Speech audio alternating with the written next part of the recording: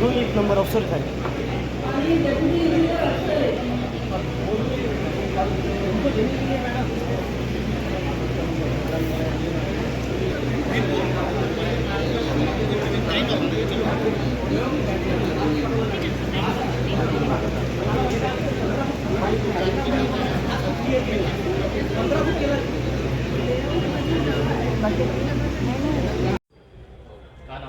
Hello, मी गणेश मानकर, राहणार Sonal colony, Shegaon राडगाव road, प्रभाग क्रमांक 1 मधून मी उमेदवार होतो बहुजन समाज पार्टीचा.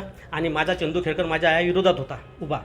आणि सोनल कॉलनीमध्ये जनता दरबार आहे महानगरपालिकेमध्ये मोठ्या प्रमाणात या ठिकाणी दोघांचा गोंधळ झाल्याचं चित्र पाहायला मिळालं. काय विषय नेमका होता? नेमका ह्याच होता की सोनल कॉलनीमध्ये लांडे लेआउट आहे, त्या वारंवार अतिक्रमण करण्याबाबत मी तक्रार दिली होती.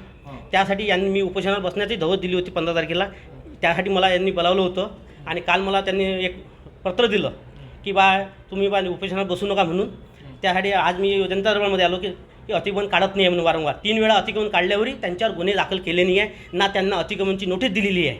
महानगरपालिकेच्या झोन प्रभाग क्रमांक 1चे अवसरे साहेब यासाठी जिम्मेदार आहे. त्यांनी आजपर्यंत कोणतीही त्यांना नोटीस दिलेली नाही आहे. 2दा अतिक्रमण काढलं तरी. आता ही 4थी वेळ आहे अतिक्रमण काढायची. आज येतो उद्या येतो, एकमेकाकडे ढकलतात. हे फाईल कधी रचना विभागाकडे पडतात, मालमत्ता विभागाकडे पडतात, कधी अतिक्रमण विभागाकडे पडतात, पुन्हा झोनकडे जातात, पुन्हा हेच नाटक यांचं फेरी असतात.